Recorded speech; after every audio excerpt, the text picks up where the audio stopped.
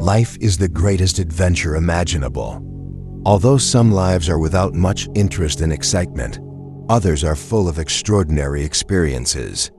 I heard of a man who tried 32 times to commit suicide, and something happened every time to prevent him. Imagine what it would be like to know all about the lives of all the people who are now on earth, and those who are gone, and those who are yet to come. Such is God's power. Jesus said, "Are not 2 sparrows sold for a farthing? And one of them shall not fall on the ground without the knowledge of your Father." The lifetimes of experiences of all men are in God's memory. It is difficult indeed to conceive of a consciousness that is aware of everything that has ever happened. Yet to fathom the nature of spirit is the greatest adventure in this universe. I will give you a picture of it as it is coming at this moment before my spiritual eye. Truths are more than imagination, they are real. Yet their origin is a thought in the mind of God. All of the different forms of atomic matter, for example, are but materialized thoughts of God. They can be reconverted into thoughts, and the thoughts can again be materialized into objects. Man also has the power to conceive ideas, but his imagination is not very strong. If his imagination became powerful enough, man could create material objects on earth. He has latent within him the same creative power by which God, even as he thought, materialized his mental creations in the world. But it has become next to impossible for man to materialize his thoughts because he has not utilized the free power, the divine power of thought bestowed on him by God. When we try to imagine the consciousness of God, we wonder how he can remember all things, because we judge everything by the standard of our own mental capacity. We understand according to our own experience. A person whose memory is not strong tends to assume that everyone else's memory is the same way. Yet there are persons of exceptional memory who can recall a whole book, perhaps just as easily as you can remember a few lines. Those who are forgetful find it difficult to realize that others can have an unfailing power of recollection. A jeweler remembers his jewels, a bookkeeper the figures in his books. So God is able to remember everything that he has created in this universe. Being gifted with almighty power, he has instant recall of everything that has ever happened. God does not need a limited physical brain to remember what has passed. His limitless consciousness is all-knowing. The origin and power of memory. Memory is a wondrous power. All human memory comes from God's tremendous memory. For example, you cannot tell me about all the motion pictures you have seen since birth, but if I were to show you one of those films again, you would instantly recall it. The divine underlying memory is right there within you, ever recognizing experiences that have passed. As soon as you see the opening scene again, the whole story comes back to you. "Oh, I saw this picture before," you say. "I remember how it ended." How is it that we can recognize a picture, every detail of it, that we have seen years ago? Because all happenings are recorded in the brain. As soon as you put the needle of attention on a certain record of experience, your memory begins to play back that experience. If I ask where you were sitting when we were here together last Thursday, you recall it and begin to remember other things as well.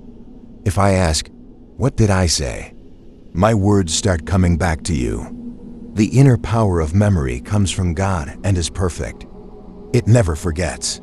The ordinary man's memory cannot hold the consciousness of all experiences at one time, but the underlying divine memory retains everything simultaneously and permanently. Therefore, good or poor memory is a matter of conviction.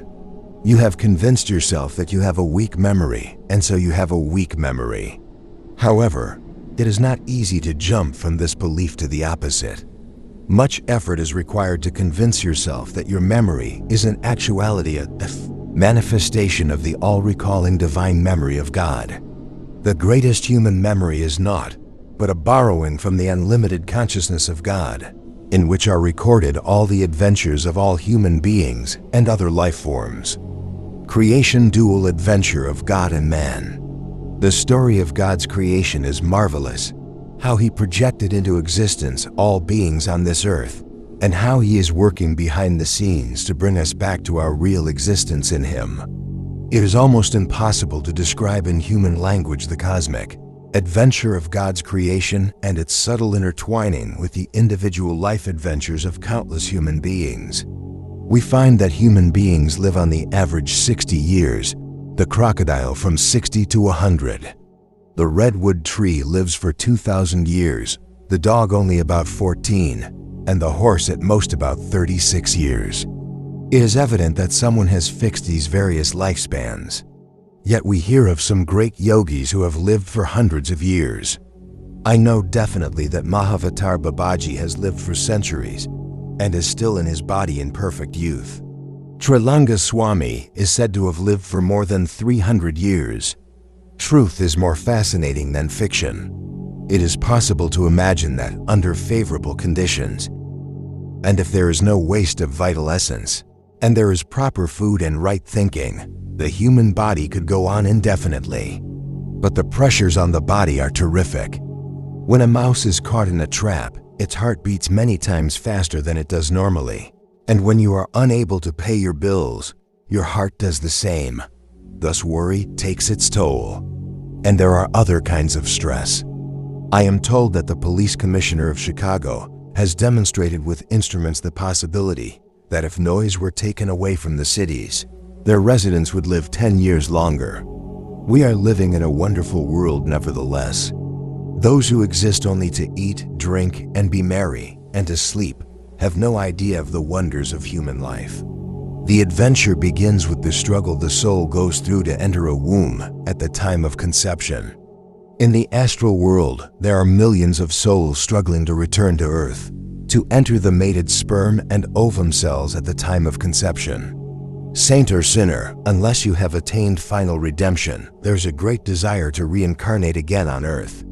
At the time of conception, there's a flash in the ether and one soul enters as the sperm and ovum cells unite. You had to fight to get into the womb. Not only you, but many souls rush to enter, and the ones that won are you, and I. It was not an easy victory. Prenatal consciousness. After you have entered the womb, you ask, what have I done? I have been free from the confining mortal body for so long, gliding along in a weightless body of light, and now I am caught again in a physical form. Nevertheless, you become accustomed to these new conditions during the 9 months in the womb. That is the punishment. It is 9 months of living in a dungeon in which you have to breathe through someone else, eat through someone else, receive your blood, and the power for its circulation through someone else. You are dependent. Your soul cries to the Lord, "Let me out of this prison. I can't see, I can't hear, I am bound." If there is a Hades or purgatory, it is those 9 months in the mother's body helpless, in darkness, bound to one spot like a tree, with only occasional memories of the past coming in and then lapses into sleep. It is when memories of the past life come that you struggle in the mother's body. I have transported my consciousness into these prenatal states, and I know what I am saying. The baby's sleep and wakefulness in the mother's body do not depend on her sleeping and waking. The child's will to move is a memory coming from the soul's past.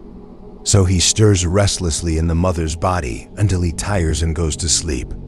Then he wakes up for a while and moves again. He feels hunger, and through the nourishment in the mother's blood, the satisfaction of his hunger. The infant slightly hears the vibrations of the mother's heartbeat and circulation. By these sounds he is made conscious of his body, and he wants to be free. Thus the soul's first adventure is the fight between two ideas, the wish to return to Earth in a human form, and the desire to feel the freedom of having no form. The soul's human encasement starts out as a fish-like form with a tiny tail. That form grows into an animal form, curled up in the womb. There comes an occasional memory of the past life, and the embryo stirs. The struggle becomes greater as the embryo begins to grow into a human form in the mother's body. The soul cries, "Let me out." When the will becomes very strong, the baby is born. Premature babies are souls who are very stubborn-willed. They don't want to remain 9 months in the mother's body, and so they come early. The breath of life.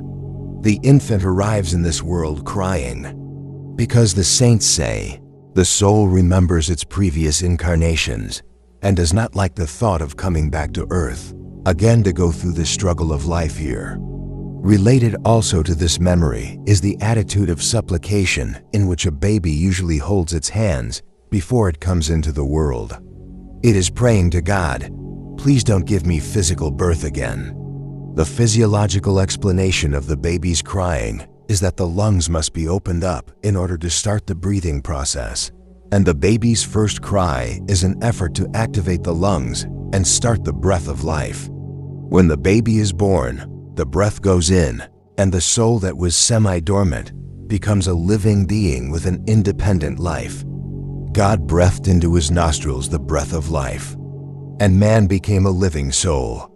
Many persons mistakenly believe that the soul enters the body at birth, but if the soul were not already there, the body would not have developed from the original tiny cells. Should the soul leave the embryo before birth, the infant will be born dead. Man's body is made of 16 basic material elements supported and activated by 19 elements of subtle energy. These can be condensed into pure consciousness. Man became a living soul refers to the fact that the ordinary man's physical body, which is made of chemicals, the dust of the ground, must breathe oxygen in order to be sustained on earth, as ordained by God when he first breathed into his nostrils the breath of life. When the baby is born, he blinks at the light, he hears sounds, he smells and tastes, and he breathes. He sees that conditions seem to be normal. He has a physical body again. His prenatal resistance to birth ends with his first breath, when Maya, the cosmic delusion that existence depends on body and breath, comes over him. He feels once more attracted to the physical world. Man should befriend himself. It is wonderful to be alive, but there are many agents waiting to kill us. An adventure with wild animals in South Africa is nothing compared to the adventure of life itself. No other tale in history is as interesting. Man with his intelligence knows how to protect himself against animals, but he doesn't know how to protect himself against his own bad habits and evil ways. The greatest of all enemies of man is himself. More than personal or national enemies, more than germs, bombs, or any other threat, man should fear himself when he is wrong. To remain in ignorance of your divine nature and to be overpowered by bad habits is to make an enemy of your own self. The best way to be successful in this adventure of life is to be your own friend. Krishna said, "The self is the friend of the transformed self, but the enemy of the unregenerate self." The subtle enemies. It is easy to picture ourselves starting off to explore some wild and unknown country. If we are going by ship, we want a lifeboat with us. Should the steamer sink, we know we can get into the boat and save ourselves. But in so many of life's experiences, there seems to be a leak in our lifeboat, no matter what precautions we have taken. In a jungle infested with animals, you can take reasonable care against them. But subtle dangers are more difficult to overcome. How to protect oneself against a barrage of germs? Millions are floating around us all the time. We think we are safe when we take precautions against dangers we can see and hear, but we have only inadequate means to protect ourselves against germs. In your own bloodstream, the white corpuscles are constantly fighting these organisms. Drugs only numb them. The white corpuscles are the soldiers who move in and destroy them. If your blood is weak, the soldiers will not be able to help you. In the lungs of many unsuspecting persons lurk fierce tuberculosis bacilli, ready to destroy their host. Nature forms a restraining wall of cells around them, but it is effective only so long as the body can keep up its resistance. This struggle of life goes on constantly in the unseen jungle of life within. If you could examine your food under a microscope, you would not eat it. Germs are having a feast thereon, and you are swallowing them whole. The water you drink is alive with such organisms. There is no true vegetarian because everyone eats millions of germs each day. Shall man then stop eating? Prepare for every kind of battle. In order to go safely through this jungle of life, you must equip yourself with the proper weapons. You have to be a well-trained soldier. The layman who doesn't know how to protect himself is soon killed. The wise man who is armed against all forms of warfare, against disease, against destiny and karma, against all evil thoughts and habits, becomes the victor in this adventure. It requires carefulness and, in addition, the adoption of certain methods by which we can overcome our enemies. As we progress, we learn better methods of vanquishing the causes of our physical, mental, moral, and spiritual disasters. When you have gone successfully through physical illnesses and accidents and inner struggles, then you can say that life was a sweet adventure. Jesus could say this. But before you have similarly conquered, it is premature to say that life is sweet. Until you have attained final ascension, liberation of the soul in God, life is not yet finished for you. You have not overcome the desire to be adventurous until you have ascended consciously in spirit. Seeing someone who is suffering, you feel thankful that you are not going through that particular adventure. But you may be next. The possibilities of harm to the body are numerous. So be equipped. The scientist says, eat nourishing food and follow health laws to protect yourself from germs. The politician says, be good soldiers to protect yourselves from outside enemies. We are living in strange times. Even women, the proverbial saviors of the world, are being trained as soldiers to kill others' children. Horrible, but once in a while some good comes from war. It removes cowardice from us. The importance of mind power. In this jungle of life, surrounded by enemies' disease, poverty, suffering, bad habits, and wrong desires, there are so many rules to be observed that life becomes intolerable when you try to keep them all in mind. You tire of them because each department of life is limitless in its potential for diversity. When you attempt to apply health rules, you are nearly overwhelmed. There's no time to think about anything else. And everyone has a different set of health precepts for you to follow. We are under a great hypnosis. As I tried different methods, this truth dawned on me. Mind controls the effectiveness of them all. God has given us one tremendous instrument of protection, more powerful than machine guns, electricity, poison gas, or any medicine, the mind. It is the mind that must be strengthened. As for the body, I will do only the will of God. If He tells me to go to a doctor, it is all right. And if He tells me to suffer, it is all right. Whatever is His will is my will. An important part of the adventure of life is to get hold of the mind and to keep that controlled mind constantly attuned to the Lord.